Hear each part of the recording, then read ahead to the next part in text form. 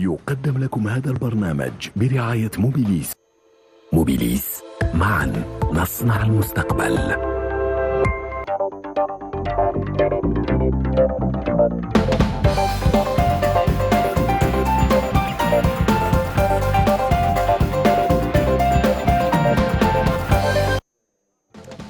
Très chers téléspectateurs, fidèles des rendez-vous économiques d'Al24 News, bonsoir, merci de nous rejoindre pour les pros de l'écho. Comme chaque semaine, nous allons braquer nos projecteurs sur une des thématiques économiques qui défraient l'actualité.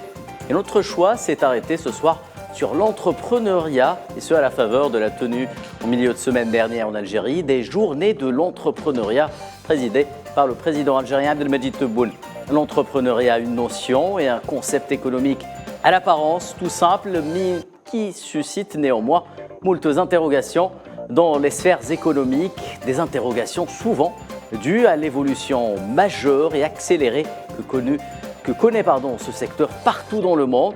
Il sera également question de revenir sur les entraves principales qui empêchent tout entrepreneur de prendre son envol, sans oublier la relation entre l'entrepreneuriat et l'économie en général. Alors, l'entrepreneuriat, avenir de l'économie algérienne, comme chaque semaine, les pros de l'écho s'emparent du dossier.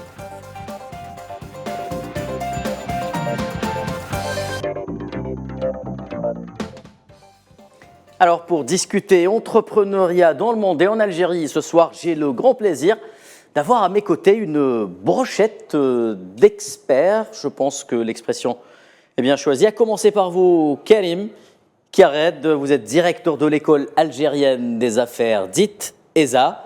Bonsoir, merci d'avoir accepté notre invitation. Bonsoir, merci pour l'invitation.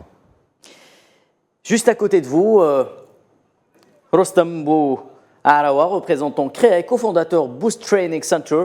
Merci d'avoir accepté notre invitation également. Merci à vous. Et enfin, Idir Nasser Belkbir, entrepreneur et expert en performance organisationnelle, c'est bien cela. Merci également d'être avec nous. Merci pour l'invitation. Et depuis Marseille, comme pratiquement chaque semaine, nous aurons le grand plaisir d'avoir avec nous notre expert maison Nazim Sini. Vous êtes enseignant agrégé d'économie à l'université Aix-Marseille 1. Merci Nazim d'avoir accepté notre invitation. Bonsoir, merci. Je vous confirme, vous avez un très beau plateau ce soir. Alors avant de revenir dans un sujet signé Safwan Ben Sabri sur le déroulement justement de ces journées de l'entrepreneuriat, j'aimerais d'abord faire un petit tour de table pour vous demander à tous, à commencer par vous, Nazim Sini, votre propre définition de l'entrepreneuriat et de l'entrepreneur. Alors, d'abord, c'est important de savoir que l'entrepreneuriat vient du mot entreprendre, c'est-à-dire mettre en action un projet dans le but d'atteindre des objectifs. Ça, c'est la définition académique. Juste pour information, il faut savoir qu'à travers le monde, on compte à peu près 500 millions d'entrepreneurs et il y a des statistiques très précises qui sont sorties à ce sujet. Donc, parmi les entrepreneurs à travers la planète, seulement 4% sont doctorants, 66% sont issus d'un diplôme universitaire et puis le dernier tiers qui est notamment représenté par des personnes qui ont un diplôme du secondaire. Il faut savoir qu'aujourd'hui, la définition de l'entrepreneuriat a complètement changé. On parle d'entrepreneurs qui peuvent potentiellement changer le monde en apportant une technologie de rupture, également en trouvant des solutions à des problématiques sociales, sociétales, etc. Et je pense qu'aujourd'hui, le monde a besoin d'entrepreneurs. Pourquoi ? Parce que c'est ce qui fait la force vive d'un pays. On a besoin de chefs d'entreprise, on a besoin de TPE qui peuvent se transformer en PME, qui elles-mêmes après vont devenir des multinationales et partir à l'export. Et c'est pour ça que je trouve que la voie qui est entreprise par notre pays est une voie stratégique. Et encore une fois, je trouve que l'entrepreneuriat aujourd'hui est devenu une véritable vocation qu'il faut soutenir et accompagner. Très bien, merci Nazim Sini. On continue ce petit tour de table. Karim Kiaret, pour vous, qu'est-ce que l'entrepreneuriat et qu'est-ce que l'entrepreneur ? Écoutez, pour moi, il ne faut pas se noyer dans des définitions éculées. Je crois que le plus simple, c'est de dire que l'entrepreneuriat, l'acte d'entreprendre, c'est de créer sa propre entreprise. Et je crois qu'il faut axer le propos sur le côté création de valeur, parce qu'in fine, c'est ce qui compte. Et bien sûr, il y a l'acte individuel de prise de risque et on va peut-être en parler un peu plus tard. Cette notion de risque, on va justement en parler ce soir car c'est le b.a.-ba justement de l'entrepreneuriat et c'est ce qui différencie entre autres l'entrepreneur peut-être d'un salarié classique. Rostom Bouarwa, est-ce qu'on est entrepreneur ou est-ce qu'on choisit de l'être? Y a-t-il une recette magique à cela, en quelque sorte? Alors je dirais les deux. On peut naître, on va dire, entrepreneur, et il y a ceux qui apprennent à devenir entrepreneur. C'est comme dans toute chose, la prise de parole en public, leadership. Il y a ceux qui baignent dans l'entrepreneuriat depuis qu'ils sont enfants, de père en fils. Donc, on va dire, il y a des prédispositions à être entrepreneur. Et il y a ceux qui apprennent à devenir entrepreneur. Moi, je dirais que la deuxième est une définition qui est, on va dire, un choix qui est meilleur, apprendre à devenir entrepreneur. Oui. Parce qu'on a conscience de ce que c'est, on apprend à l'être et c'est comme le don d'une façon générale. Très souvent, il y a des gens qui ont un don mais ils ne savent pas la valeur de ce don-là, n'est-ce pas? Et donc, oui, on peut naître entrepreneur, il y a des gens qui sont autodidactes et qui ont réussi. Il y a beaucoup d'exemples dans ce sens, mais on peut le devenir aussi en apprenant à devenir entrepreneur. Eder Belkbir, qu'est-ce qui, selon vous, différencie un entrepreneur d'un salarié classique? Est-ce que c'est une histoire de mindset, comme on dit dans le jargon? Alors, on peut dire que c'est une histoire de mindset. Moi, je dirais aussi, qu'est-ce qui aujourd'hui, je vais inverser la question, mais on peut dire aujourd'hui, qu'est-ce qui permet à une entreprise de réussir et qu'est-ce qui permet à un entrepreneur de réussir? C'est bel et bien cette notion de mindset, parce que même en entreprise, vous pouvez avoir une forme d'entrepreneur, ce qu'on appelle les intrapreneurs.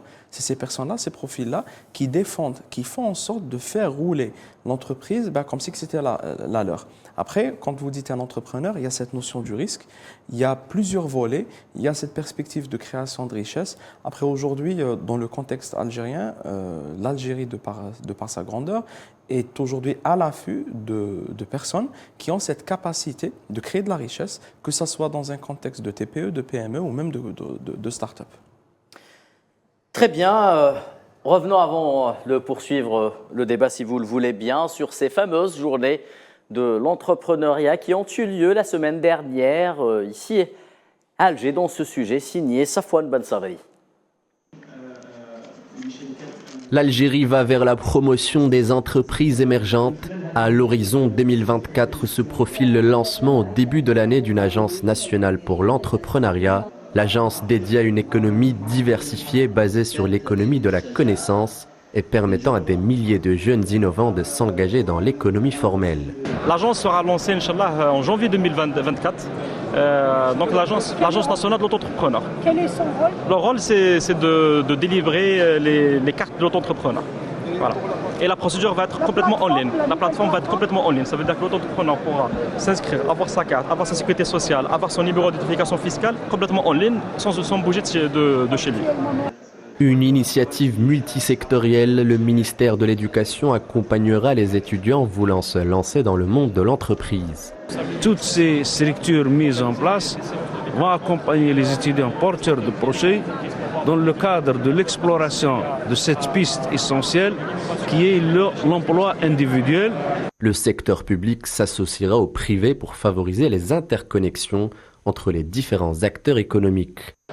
Près de 250 étudiants et porteurs de projets, on les a invités, on les a ramenés pratiquement de tout le territoire national pour les mettre en connexion avec des B2B cet après-midi, avec les chefs d'entreprise qui vont permettre et les accompagner, éventuellement les financer par rapport à des projets qu'on peut réaliser rapidement.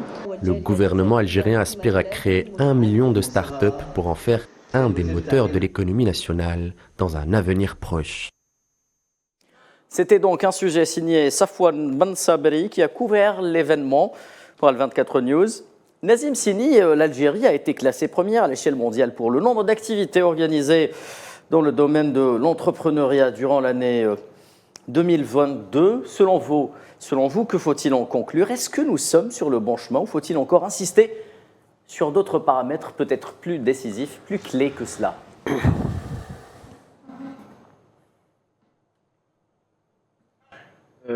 Il y a encore une bonne marge de manœuvre et nous avons encore du chemin à parcourir. Mais ce qui se passe actuellement dans notre pays est extrêmement encourageant. Pourquoi? Parce que vous avez une dynamique entrepreneuriale, vous avez aussi des barrières psychologiques qui sont en train d'être levées. Aujourd'hui, quand vous discutez avec certains entrepreneurs, ils n'ont plus les mêmes difficultés qu'ils rencontraient il y a 10 ou 15 ans en arrière. Vous avez des facilitations administratives, vous avez des démarches qui ont été numérisées et automatisées, vous avez des accès à des financements et nous faisons partie des rares pays qui offront justement cette possibilité d'accès à des financements publics. Vous avez aussi, je pense, il y a un état d'esprit, une révolution culturelle qui est en marche puisque nos jeunes entrepreneurs et nos jeunes pousses n'ont plus peur de l'échec. Parce que c'était ça le principal obstacle à la création d'entreprises, c'était la peur de l'échec, le regard de la société sur des entrepreneurs qui échouaient lorsqu'ils créaient leurs projets. Et c'est en cela que nous aussi, quand je dis nous, c'est-à-dire vous, moi, la société civile, les personnes qui sont en responsabilité, doivent changer de regard et encourager les jeunes à entreprendre. Ça, c'est très important. Et aussi, autre chose, c'est que cette dynamique est en train de s'accompagner par un changement sociétal. Vous le voyez depuis le Covid, beaucoup de jeunes ou beaucoup même de personnes moins jeunes sont en reconversion professionnelle et sont de plus en plus attirés par un mode de vie de l'entrepreneur, à savoir ne plus avoir de hiérarchie, à savoir être son propre patron et créer son propre job. Donc pour moi, il y a une véritable dynamique qu'il faudra accompagner et les objectifs que s'est fixé le gouvernement, à savoir 1 million de start-up, est pour moi un objectif très ambitieux, mais qui est vraiment en phase avec le potentiel du pays. Très bien. Karim Khaled, Nazim Sini parle de dynamique, d'une nouvelle dynamique qu'on retrouve peut-être principalement chez les jeunes. Vous me direz que c'est dans l'air du temps, ça peut se comprendre. Est-ce que cette dynamique est à elle seule suffisante ou est-ce que ce facteur risque qui est dans certains pays la base de l'entrepreneuriat, eh bien est-ce que ce facteur risque, on doit l'inculquer forcément à nos jeunes entrepreneurs pour qu'ils puissent réussir justement sur ce chemin? Avant d'aborder ce sujet, j'aimerais bien revenir sur les quelques chiffres qui ont été donnés. Effectivement, ce qui n'est pas chiffré évolue difficilement, donc il faut toujours mettre des chiffres, avoir des KPI pour pouvoir mesurer les choses, mais en même temps, bon, c'est clair qu'il faut saluer les évolutions quand elles sont là, parce que bon, je ne vais pas adresser ici l'historique de tout ce qui a été fait ces 10, 20, 30 dernières années en Algérie pour pouvoir améliorer et pour agir surtout sur la culture et sur le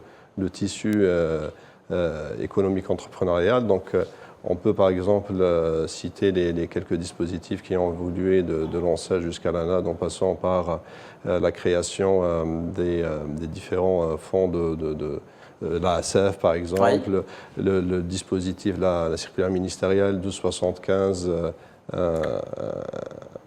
qui permet à tout nouveau diplômé d'avoir le label Startup. Donc c'est un ensemble de dispositifs qui ont eu des effets réels sur le terrain, mais surtout agi sur la culture, sur la préparation de l'écosystème à un vrai démarrage, parce que nous venons de loin, en fait, on va dire les choses clairement par rapport à d'autres pays, mais en même temps, il faut saluer ces évolutions.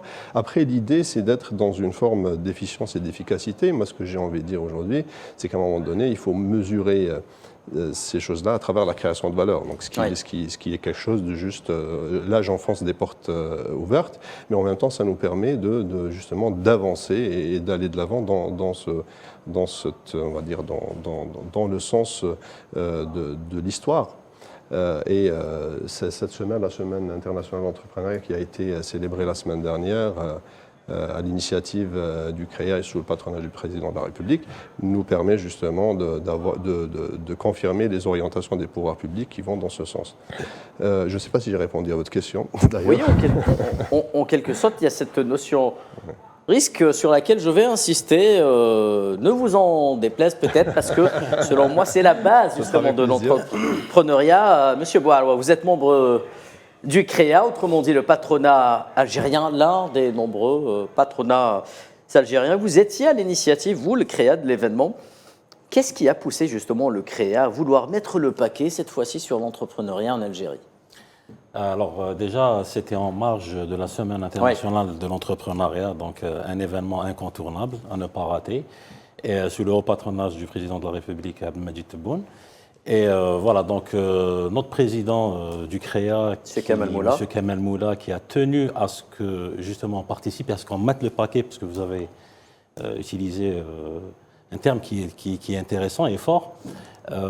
C'est très important pour nous parce que l'entrepreneuriat est au cœur de la relance économique de notre pays, l'Algérie. Et donc c'était un rendez-vous, comme je venais vous dire, donc, qui est incontournable. Nous devions mettre en place cet écosystème à travers des panels, des rencontres, pour aussi mettre le pont entre les entrepreneurs, mais aussi les porteurs de projets. Donc avec les universités, on a fait un travail très important et intéressant où nous avons ramené beaucoup de porteurs de projets. Nous les avons fait rencontrer avec des entrepreneurs aussi, des organismes de financement. Donc il y a un souci de networking auquel absolument. Il faut répondre d'abord. Il est très important, ce souci de networking. Et dans les 3 jours, il y avait une dynamique très intéressante entre les différentes parties, les universités, les entrepreneurs, les hommes d'affaires, les porteurs de projets. Donc c'était une très bonne occasion pour justement créer ce networking-là, pour justement participer à la relance de l'économie algérienne. Très bien, donc c'est tout le rôle du patronat dans ce vaste projet auquel tout protagoniste doit apporter sa pierre à l'édifice. Karim Karet parle de chiffres. Monsieur Belkbir, j'en ai justement à vous proposer, parce que lors de ces journées, le ministre de l'économie et de la connaissance, des startups et des micro-entreprises, Yassine Oualid, a indiqué que l'un des objectifs du gouvernement est de doubler le nombre d'entreprises créées en Algérie pour 10 000 habitants, tripler les dépenses de recherche et en développement. Est-ce que ce sont là des ingrédients de cette fameuse recette magique, si tant est qu'elle existait? Alors oui, elle existe. Déjà avec la venue de M. Yassine Oualid et la création du ministère des startups, puis la nouvelle configuration avec l'entité ministérielle qui chapeaute d'un côté la micro-entreprise et d'un côté les startups, on constate qu'aujourd'hui le terrain du changement il est propice. Pourquoi? Parce qu'il y a beaucoup d'axes d'amélioration. On l'a vu, moi-même, je l'ai vu à travers les activités au niveau des universités, où il y a eu les nouveaux CDE, notamment parce que je suis présent dans la commission du ministère de l'Enseignement supérieur. Et donc, on a vu qu'il y avait cette initiative-là des CDE, de mettre en place des programmes, d'encourager encore plus ces jeunes-là à entreprendre et aussi de se servir des leçons du passé. Le problème qui s'est posé pendant des années avec l'ANSEJ, c'était parce que les personnes n'étaient pas préparés par rapport à ce volet-là de gestion d'entreprise. Et donc, automatiquement, c'est bien, on les encourageait, on les appuyait à travers le mécanisme de financement, mais derrière ces personnes-là, on ne peut pas leur tenir rigueur parce que derrière, ils n'ont pas été préparés. Maintenant, c'est l'inverse. On est en train de préparer ces personnes-là pour prendre... En quelque sorte, on a mis la charrue avant les bœufs, d'après vous C'était un autre contexte. C'était un autre contexte. Donc, dans le contexte où on était, ça a servi, il y a du bon, il y a du mauvais, et là, c'est un chapitre clos. Maintenant, on est dans une phase où il faut se servir des leçons du passé pour construire encore mieux. Et à partir de là, ce que fait le ministère, en l'occurrence sur la partie micro-entreprise, est très intéressant.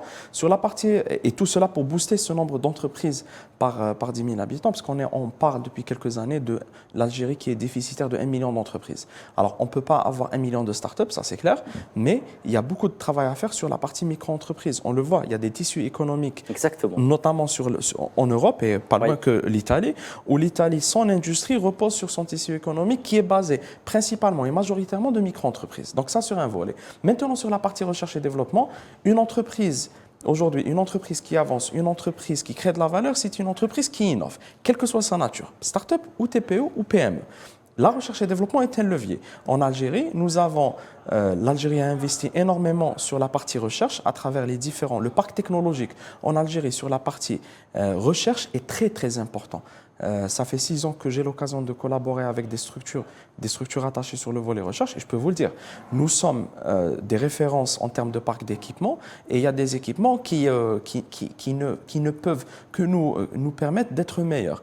Et tout cela est très important parce qu'aujourd'hui, si on booste la recherche et développement, Si on encourage la recherche et le développement, et on l'a vu à travers les derniers dispositifs de la loi de finances 2022 déjà, où on encourageait, reprise dans la LF23, la LF23 et reprise aussi dans la LF24, où on encourage les entreprises à aller à puiser dans la recherche et développement, à financer les incubateurs. Et donc là, on est en train de co-construire un nouveau schéma, une nouvelle équation. Donc cela ne peut que aller dans le sens du porteur de projet, indépendamment de son âge, indépendamment de sa formation, parce qu'il faut revenir aussi sur un autre volet, c'est qu'aujourd'hui, même en termes de centres de formation professionnelle, nous avons des pépites et nous avons des personnes qui ont cette capacité à relever le défi.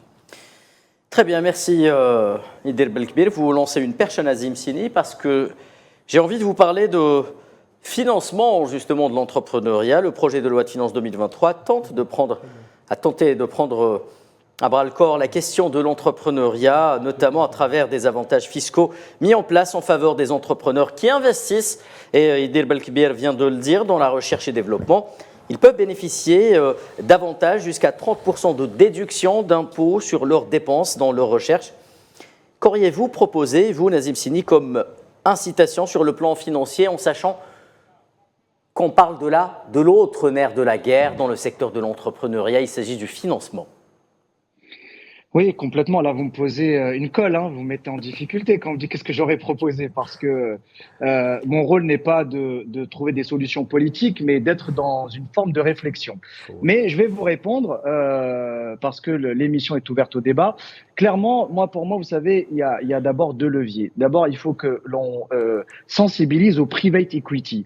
C'est-à-dire le financement privé. Nous n'avons pas encore en Algérie cette philosophie du private equity où des particuliers peuvent investir dans une entreprise, où des entreprises privées peuvent investir dans des porteurs de projets, où des entreprises publiques prennent des participations dans des startups. Et ça, je pense qu'il faut un cadre réglementaire incitatif, mais également des facilitations, mais aussi, j'allais dire, des leviers fiscaux qui permettent justement d'aller en ce sens. D'ailleurs, ça ne vous a pas échappé, récemment, il y a eu un projet de loi qui a été promulgué sur le crowdfunding, c'est-à-dire le financement participatif, qui pour moi est un autre levier de financement.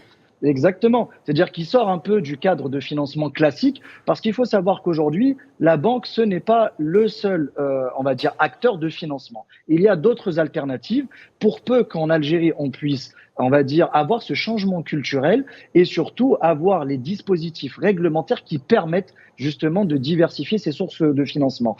Et puis, vous avez raison, je pense aussi, on le dira jamais assez, il faut qu'un entrepreneur ait aussi un minimum, d'autofinancement. Je veux dire, c'est rare les entreprises qui ont réussi en ayant 0 dinar de capital au départ. Donc, c'est très important de passer par de la love money, ce qu'on appelle la love money, c'est-à-dire s'entourer de sa famille, de ses proches qui peuvent financer au départ les besoins d'exploitation, les investissements de l'entreprise. Et quoi de mieux pour croire dans votre projet, on va dire le premier cercle proche de l'entrepreneur. Ça, c'est la première chose. On a dit aussi l'autofinancement qui est pour moi est très important, mais également aller vers le crowdfunding, le private equity. Et une dernière chose, je pense aussi que l'État peut jouer un rôle dans l'accélération des entreprises, c'est-à-dire accompagner la deuxième phase dans le step numéro 2 de la création de l'entreprise et de l'exploitation de l'entreprise en, par exemple, garantissant des prêts bancaires. Aujourd'hui aussi, nos banques, et ça c'est également un appel que je lance à tous les établissements bancaires,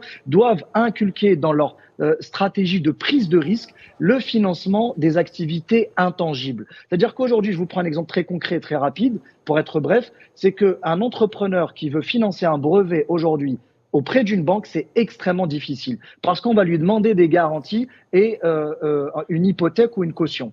Et dans une économie moderne et qui veut innover, ce n'est pas possible. Vous voyez, donc c'est pour ça que c'est très important que les banques aussi prennent leur part de risque dans le financement des jeunes entrepreneurs. Eh bien, vous voyez bien que vous avez très bien répondu à ma question, Nazim Sini. J'en étais de mon côté pratiquement sur un commentaire. Messieurs, peut-être Karim Kialat sur ce que vient de dire Nazim Sini en ce qui concerne les différentes manières de promouvoir l'entrepreneuriat du côté financier. Écoutez, je crois que la loi de finances promeut quelques dispositifs nouveaux, donc ça a été dit, et je crois que la direction, elle est clairement montrée. Ensuite, moi, peut-être que ce qui m'interpelle dans tout ça, c'est que il existe un certain nombre de dispositifs depuis quelques années. Et donc, je disais qu'il existait des dispositifs depuis quelques années, mais nous avons remarqué que l'engouement, en fait, il est lié un peu à, bon, je disais tout à l'heure à la culture, mais également peut-être à la manière d'appréhender ce phénomène de l'entrepreneuriat. Je m'explique. C'est que je crois c'est important d'utiliser les mêmes mots pour dire les mêmes choses ici et ailleurs. Et donc, par exemple, quand on parle d'entrepreneuriat, on ne parle pas obligatoirement des jeunes. Oui. Par exemple, si on revient... Un entrepreneur n'est pas forcément un jeune, soyons clairs. C'est important de le rappeler. Oui. Et on va dire une entreprise n'est pas obligatoirement une start-up. Ça peut être une TPE, ça peut être une start-up. Et une start-up, c'est avant tout une opération financière. Donc on met un dinar pour en avoir 1 million. Donc c'est la scalabilité. Ça, c'est encore une fois, peut-être c'est ma déformation professionnelle qui me permet de dire et enfoncer des portes ouvertes, mais c'est très important d'employer les mêmes mots pour dire les mêmes choses. Pour revenir au même exemple, par exemple, les start-upers, la moyenne d'âge des start-upers à San Francisco, ce n'est pas 25 ans, c'est 45 ans. Et donc c'est aussi important de le dire, etc.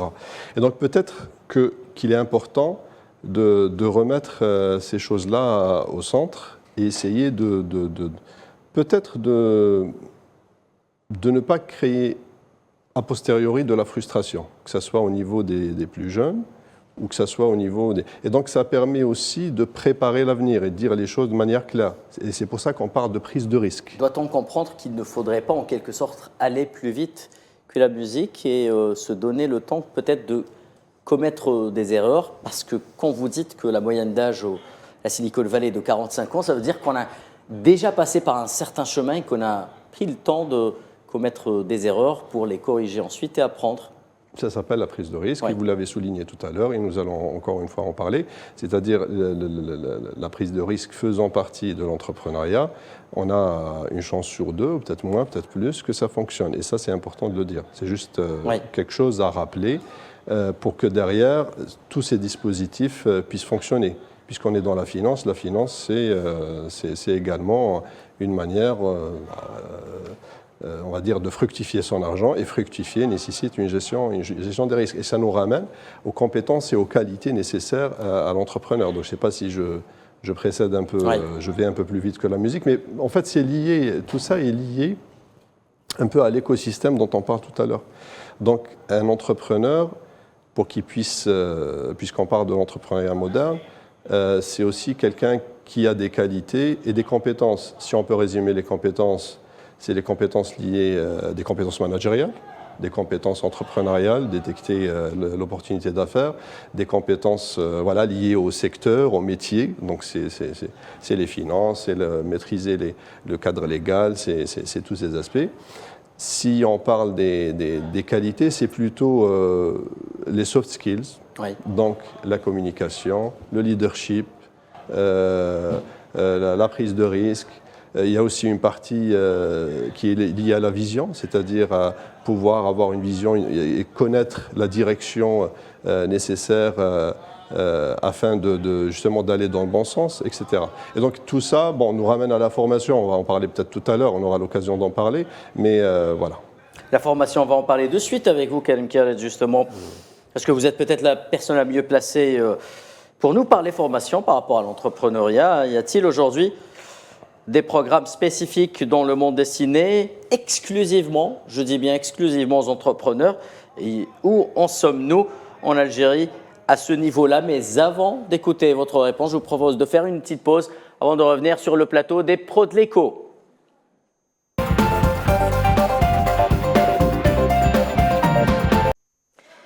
De retour sur le plateau des pros de l'écho où l'on parle depuis pratiquement une demi-heure d'entrepreneuriat avec nos invités. Je les rappelle, Karim Khaled, vous êtes directeur général de l'école algérienne des affaires. Rostem Bouaroua, vous êtes président Créa et cofondateur Boost Training Center.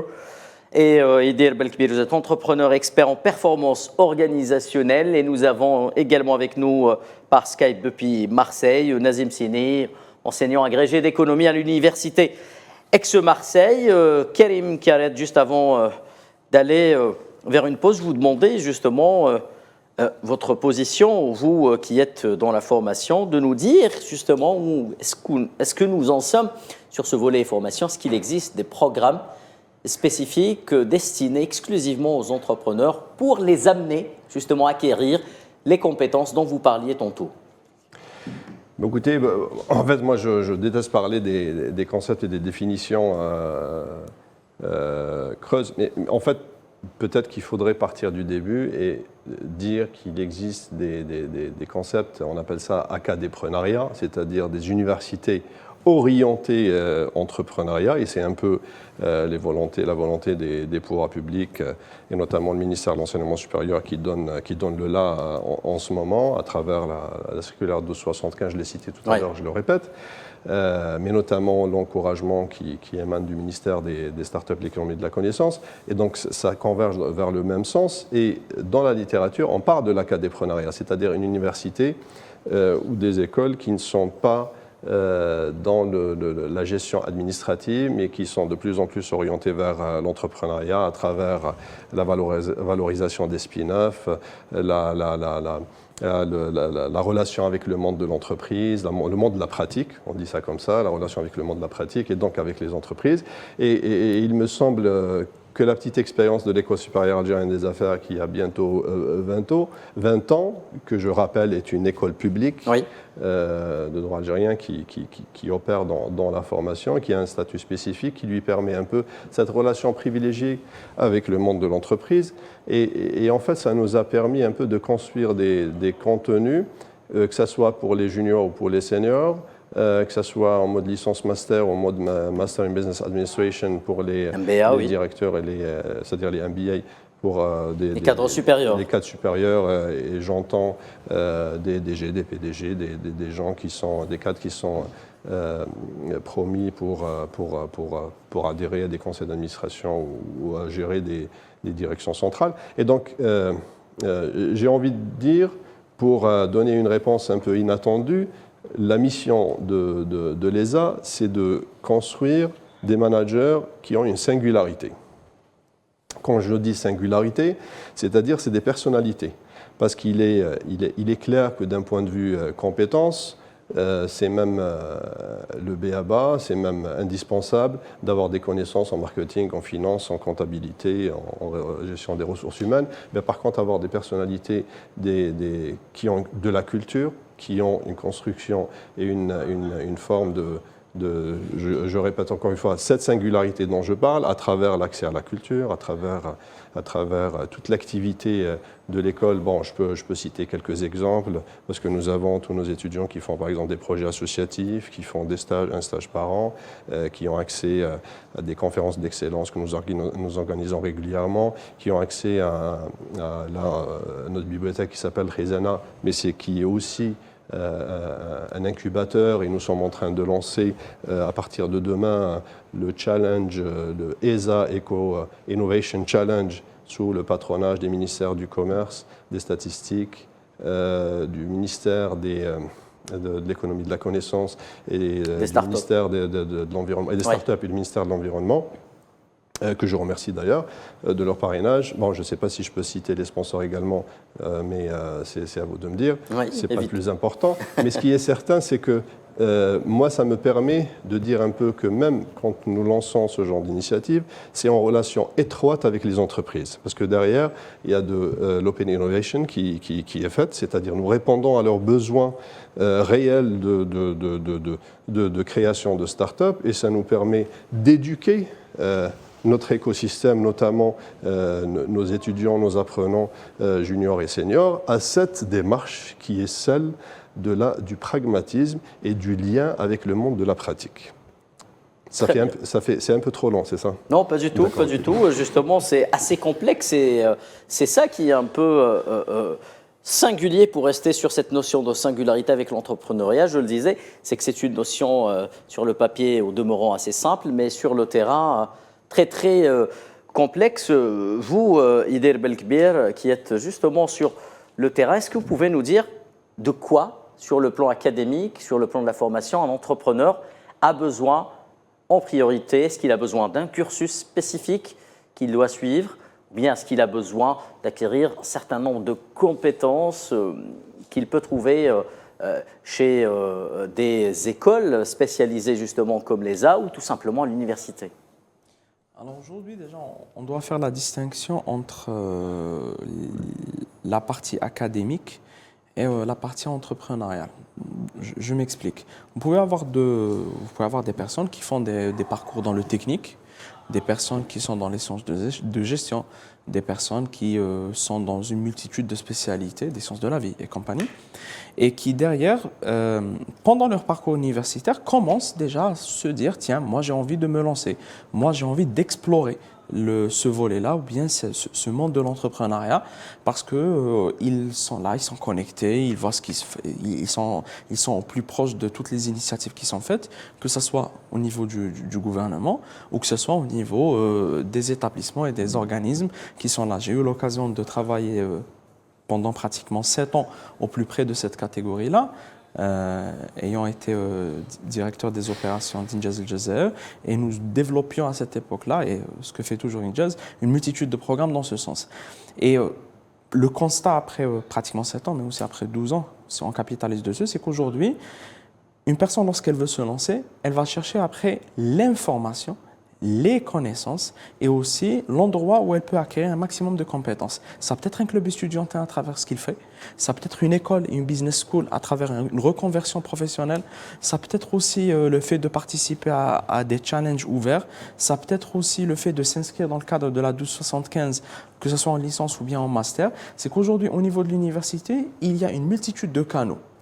Vous pouvez aussi trouver, et ça c'est mon constat à moi, c'est que vous pouvez trouver les meilleurs éléments, ces pépites-là, ces talents-là, ces mêmes talents ont cette capacité aussi à s'inscrire dans une multitude de canaux pour prendre ce qu'il y a de mieux de chaque initiative. Et ça, c'est un élément très, très intéressant parce que ce qu'on est en train de constater, c'est que l'entrepreneur de demain, c'est aussi la personne d'aujourd'hui qui fait en sorte de s'outiller, de s'équiper pour réduire cette notion de risque-là et pour optimiser ses chances de réussite. Et donc l'étudiant ou le porteur de projet de façon globale qui potentiellement pourra réussir est cette personne d'aujourd'hui qui va faire en sorte de maximiser à chaque initiative. Elle va faire en sorte de puiser un maximum de toutes ces initiatives-là, de mettre le tout dans son sac à dos, de le fermer et d'attaquer l'aventure entrepreneuriale. Et ça, c'est une démarche très intéressante.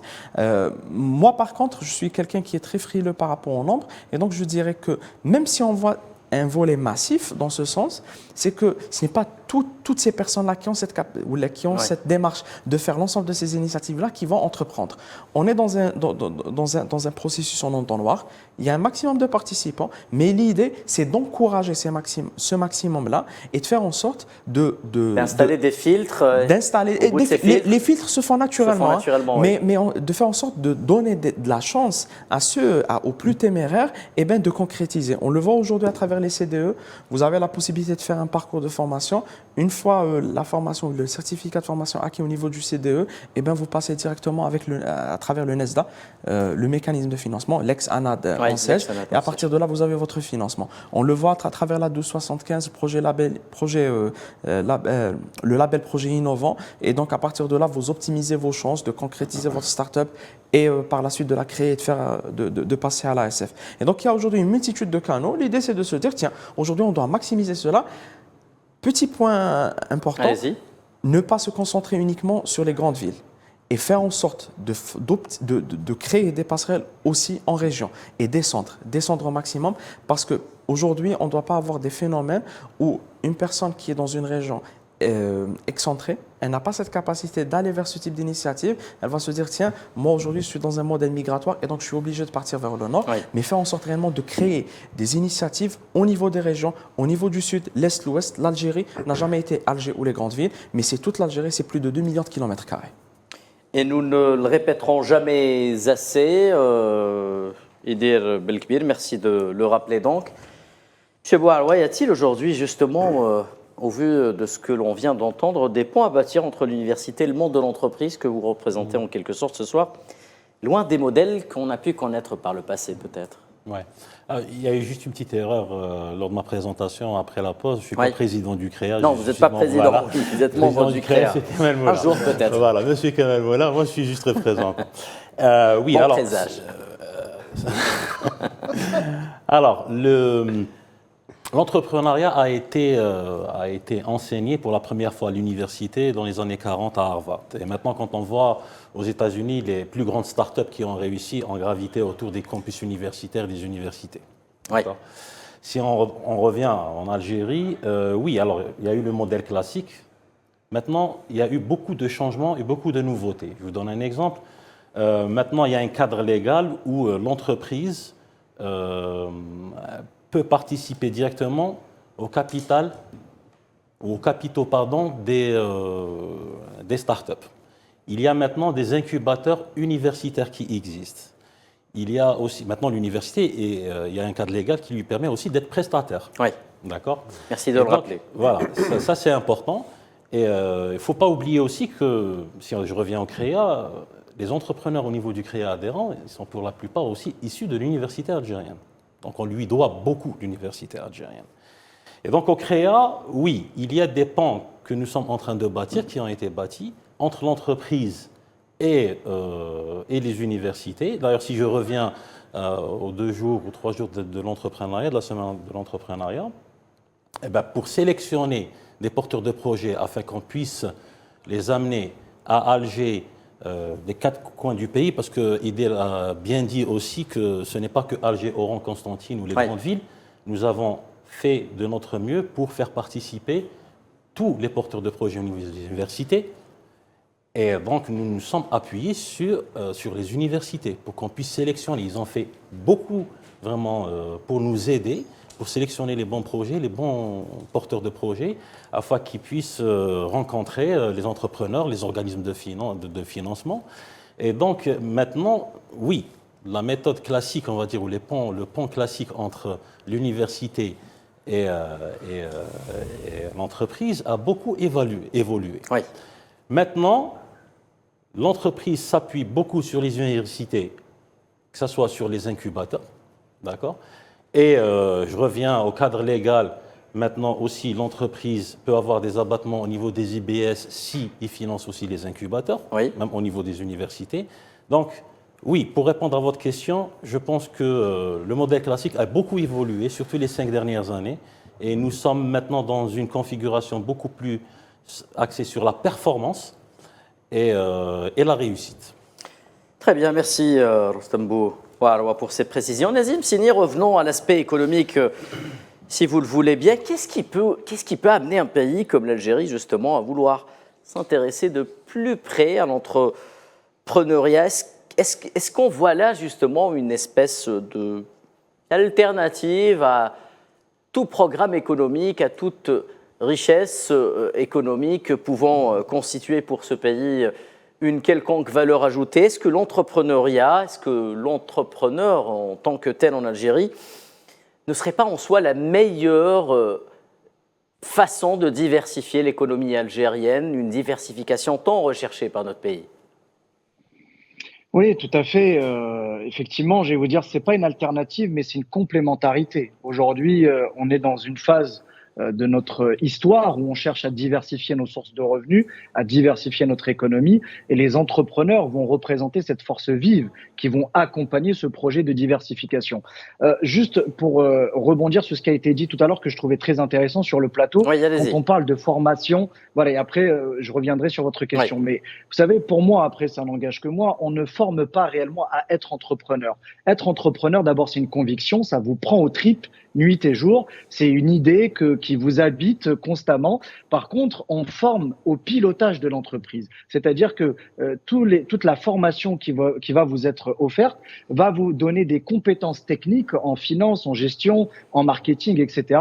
Mais aujourd'hui, et puis surtout, on ne peut pas avoir dans un pays que des entrepreneurs. Ça aussi, il faut le dire. Et je pense que c'est très important, ça a été dit sur votre plateau, que tous nos entrepreneurs aient un ancrage territorial dans la conception de leurs projets. Vous savez, il y a beaucoup de légendes urbaines qui ont été véhiculées à cause de la Silicon Valley, où on va faire croire que des jeunes start-upers ont créé leur boîte dans un garage, qu'ils ont fini par devenir millionnaires en s'introduisant au Nasdaq. Sauf que ça, c'est un tout petit pourcentage de la population des entrepreneurs. Aujourd'hui, un entrepreneur, c'est énormément de travail, c'est 45 à 50 heures par semaine, c'est beaucoup de solitude, c'est également des difficultés pour décrocher son premier contrat, mais c'est avant tout une aventure humaine formidable. Et c'est pour ça que je dis, il faut que toute personne qui caresse ce rêve de devenir entrepreneur doit passer le cap. Et le monde universitaire est un catalyseur de toute cette énergie et de toutes ces idées pour permettre justement d'accomplir ce fameux rêve de création d'entreprise. Maintenant, pour revenir à votre question clairement, oui, effectivement, l'Algérie a accusé un certain retard en matière d'entrepreneuriat.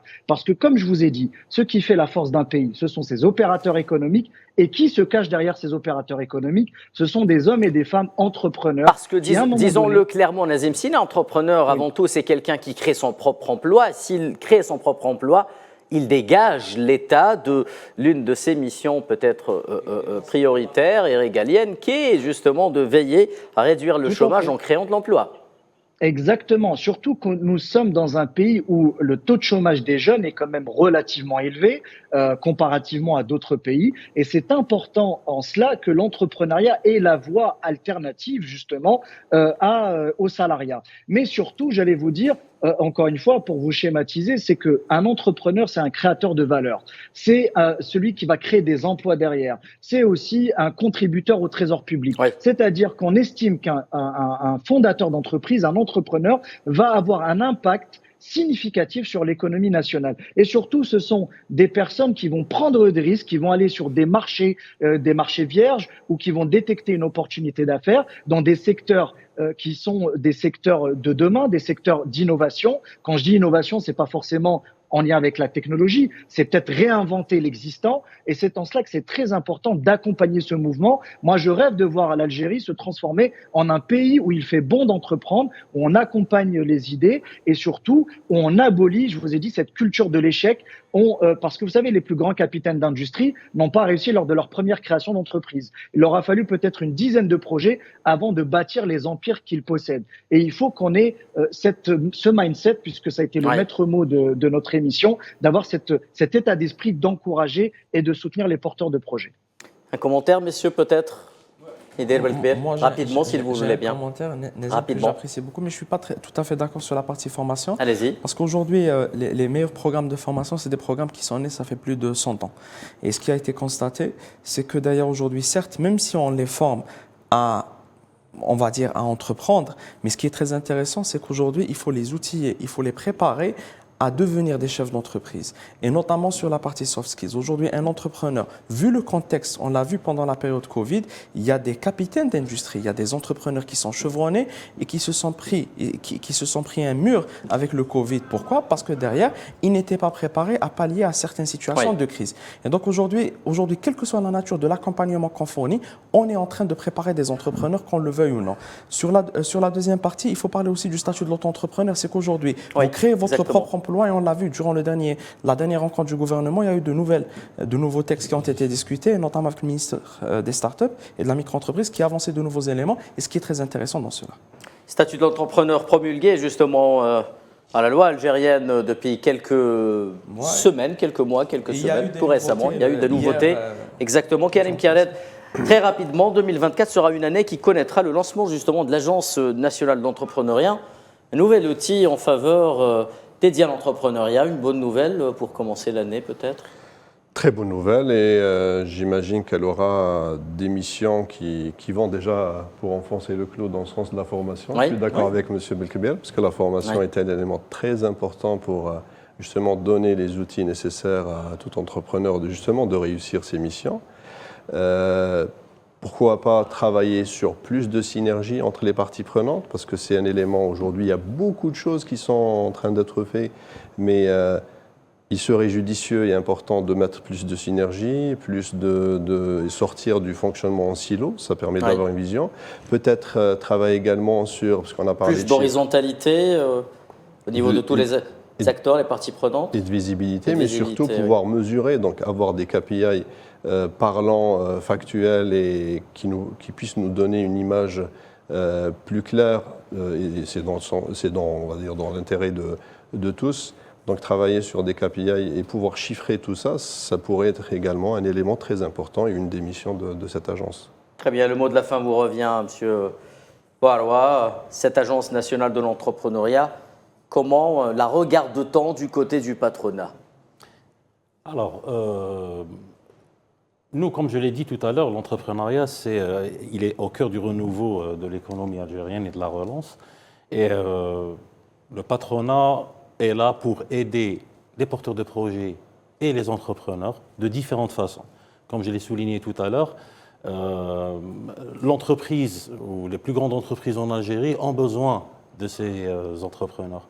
Parce que l'entrepreneuriat, ce qu'on n'a pas dit peut-être tout à l'heure, tu l'as souligné, peut-être Karim, c'est qu'il doit y avoir de l'innovation aussi derrière. Il n'y a pas que entreprendre. Ouais. Parce qu'ouvrir une entreprise, maintenant, devenir entrepreneur, c'est aussi être certain qu'on doit mettre toutes les chances de notre côté pour que ça puisse réussir et qu'il y ait de l'innovation derrière. Donc nous, au niveau du CREA, le plus important pour nous, c'est d'aider des entrepreneurs, les porteurs de projets de différentes façons, à travers le financement, à travers aussi le support, même aussi à travers la formation. Merci infiniment, messieurs, d'avoir animé cette émission. Merci à vous, chers téléspectateurs, de l'avoir suivi. C'est la fin des Pros de l'Écho.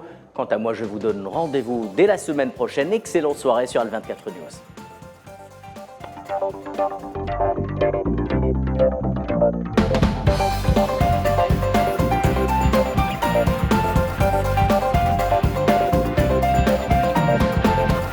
قدم لكم هذا البرنامج برعاية موبيليس.